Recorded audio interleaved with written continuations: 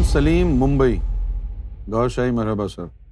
صحیح البخاری 3667 3668 میں آیا ہے کہ ابو بکر نے فرمایا کہ جو بھی حضور پاک صلی اللہ علیہ وسلم کو پوجتا تھا جان لے کہ وہ فوت ہو چکے ہیں، لیکن جس نے اللہ کی عبادت کی وہ جان لے کہ اللہ کبھی نہیں مرے گا۔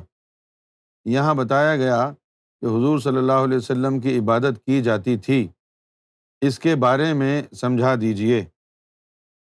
ایسی بات نہیں ہے کہ معاذ اللہ حضور نبی کریم صلی اللہ علیہ وسلم کی کوئی عبادت کی جاتی تھی، ایسا نہیں ہے کہ حضور کی عبادت کی جاتی تھی اس دور میں۔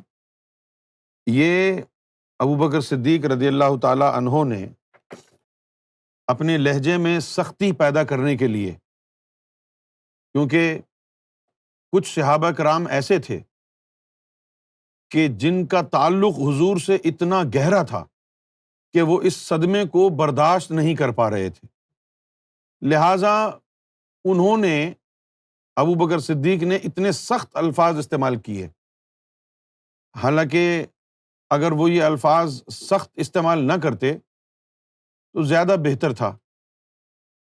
اللہ تعالیٰ نیتوں کو دیکھتا ہے، لیکن نیتوں کے ساتھ ساتھ بہت سارے کام ایسے بھی ہو جاتے ہیں کہ انسان کی نیت اللہ دیکھتا ہے، بندے نہیں دیکھتے، تو بندے جو سنتے ہیں اس کے اوپر عمل پیرا ہو جاتے ہیں۔ لیکن یہ بات بالکل غلط ہے کہ معاذ اللہ صحابہ کرام میں سے کوئی بھی حضور پاک کی پوجا کرتا ہو۔ وہ عشق تھا، اس بات کو ماننے کے لیے تیار نہیں تھے اور کہہ رہے تھے کہ بھئی ایسا کیسے ہو سکتا ہے۔ اچھا، اب میں آپ کو ایک بات بتاتا ہوں جو آپ نے کبھی سنی نہیں ہے پہلے۔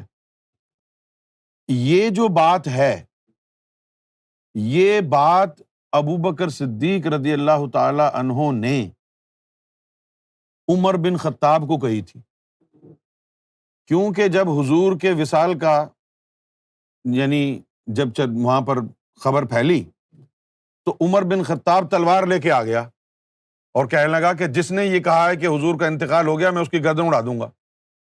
تو جب ان کے جذبات کو دیکھا ابو بکر صدیق نے کہ بھئی یہ تو بڑے جذباتی ہو رہے ہیں، تو اس وقت عمر بن خطاب کو یہ بات کہی۔ آج وہ آ گئی ہے کتابوں میں کہ سب کو کہی، سب کو نہیں کہی تھی۔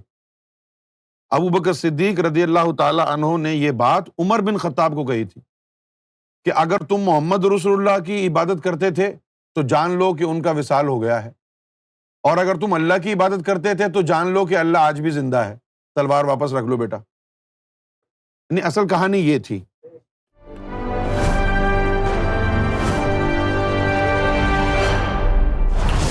TV, bringing light, love, and peace in your life.